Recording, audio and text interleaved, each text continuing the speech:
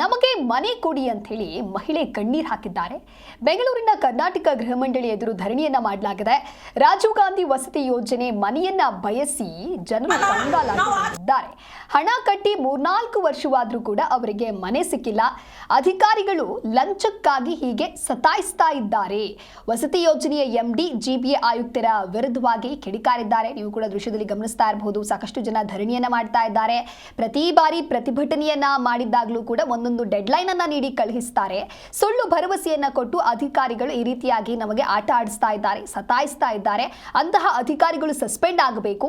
ಮನೆ ಸಿಗೋವರೆಗೂ ನಾವು ಇಲ್ಲಿಂದ ತೆರಳೋದಿಲ್ಲ ಅನ್ನೋದಾಗಿ ಪ್ರತಿಭಟನೆಯನ್ನ ಮಾಡ್ತಾ ಇದ್ದಾರೆ. ನಾವು ಆಚೆಯಿಂದ ಊರ್ ಬಿಟ್ಟು ಬಂದಿರೋರು ಕೊಡ್ತೀವಿ ಅಂತ ಹೇಳ್ಬಿಡ್ಲಿ. ನಾವು ಇಲ್ಲಿ ಕನ್ನಡದವರಾಗಿ ನಾವು ಇಲ್ಲಿ ಹುಟ್ಟಿ ಬೆಳೆದಿ ನಮ್ಗೆ ಒಂದು ಮನೆ ಕೊಡ್ಲಿಲ್ಲ. 48 ವರ್ಷ 50 ವರ್ಷ ಆಗ್ತಾ ಬರ್ತಾ ಇತ್ತು ನಮ್ಗೆ. ಬರೀ ಬಾಡಿಗೆ ಕಟ್ಕೊಂಡೆ ಸಾಯ್ಬೇಕು ನಾವು.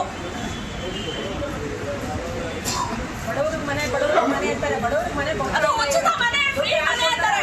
ಎಲ್ಲಿಂದ ಫ್ರೀ ಮನೆ ಕೊಡ್ತಾ ಇದ್ದಾರೆ? ನಾವು ದುಡ್ಡು ಕಟ್ಟಿನೇ ನಮ್ಗೆ ಮನೆ ಸಿಗ್ತಾ ಇಲ್ಲ. ಫ್ರೀ ಎಲ್ಲಿಂದ ಬರುತ್ತೆ ಅದು?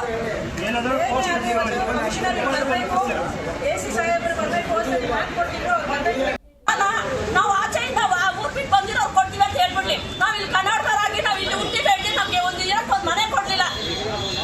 48 ವರ್ಷ 50 ವರ್ಷ ಆಗ್ತಾ ಬರ್ತಾ ಇತ್ತು ನಮ್ಗೆ.